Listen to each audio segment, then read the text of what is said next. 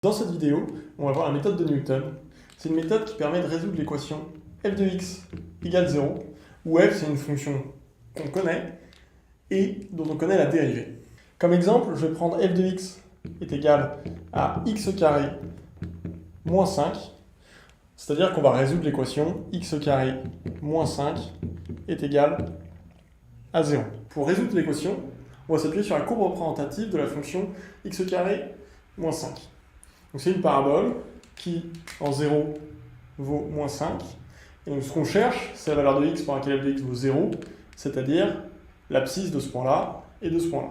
L'idée, c'est de partir d'une valeur x0, qui sera notre première approximation, et d'essayer de trouver une meilleure approximation de notre solution x de l'équation. Et donc, plutôt que de considérer la courbe, on va considérer une approximation de la courbe. Et donc, une première approximation qu'on peut faire, c'est la tangente à la courbe en ce point-là. Donc là, j'ai la tangente à ma courbe. Et donc, je connais la pente de cette courbe.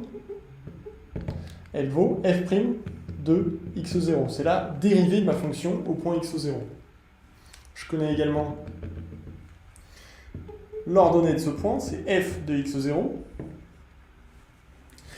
Et donc comme approximation de x, on va dire que ce nombre-là, x1, il est plus proche de x que de x0.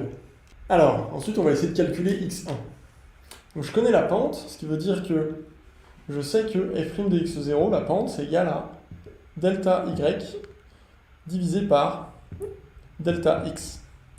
Où delta y, c'est mon pas vertical sur la droite, et delta x, c'est ce pas horizontal là, pour partir de ce point-là jusqu'à ce point-là.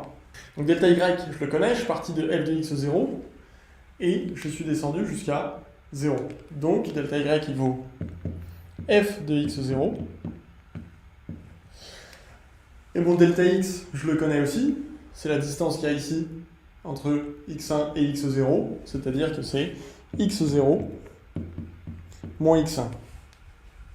Et donc si je réagence cette égalité f' de x0 égale f de x0 sur x0 moins x1, ça me donne x1 qui est égal à x0 moins f de x0 divisé par f' de x0.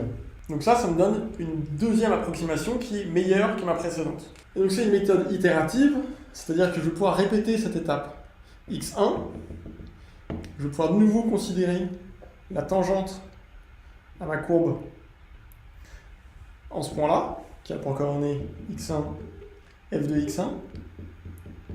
De nouveau, cette droite, je connais sa pente, c'est f' de x1. Et donc je vais pouvoir calculer x2 ici, exactement de la même manière, en remplaçant tous mes x0 par des x1. C'est-à-dire que x2, ça va être x1 moins f de x1 divisé par f' de x1. Et donc ça va me donner cette valeur-là de x2.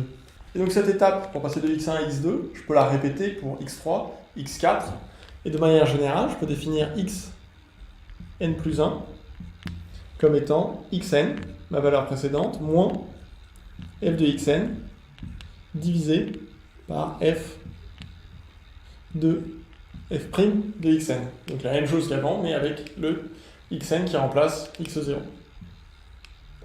Et donc ça va être la méthode de Newton qui permet d'approcher de plus en plus la solution x de mon équation f de x. Et donc tout ce dont j'ai besoin à chaque fois, c'est simplement d'être capable de calculer f de xn et f' de xn pour me rapprocher de la solution x. Dans la prochaine vidéo, on va démontrer que cette suite, elle tend vraiment vers x, et on va étudier à quelle vitesse elle converge vers x.